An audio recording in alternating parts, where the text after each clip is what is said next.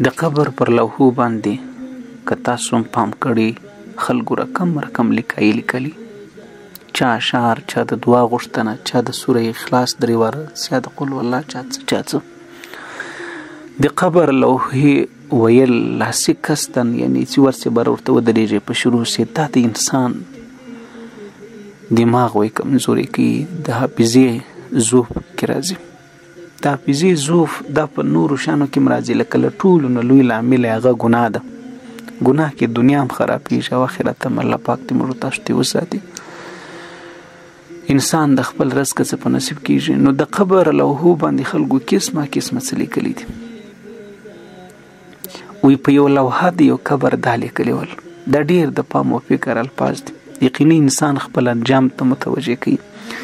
وی ووایه الحمدلله د خدای لپاره،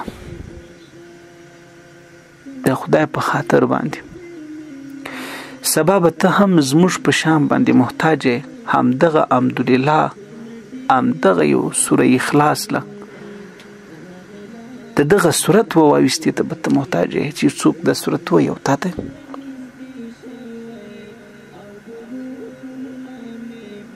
وبخښي.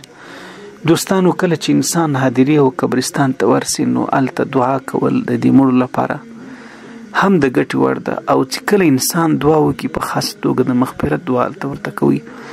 الله پاک چې دا څومره مړي دي په دې هدیره کې د دې هر یو پر سر به الله پاک انسان ته نیکي ورکړي. څومره ثواب چې دې ته رسېږي دغه عمره د هر یو پر سر تا ته رسېږي. نو که دې 3 واره قل والله شریف په 100 روپۍ کې درود شریف 3 واره الحمدلله شریف دې په وسفرو، که دې سوره تکاثر په وسفرو،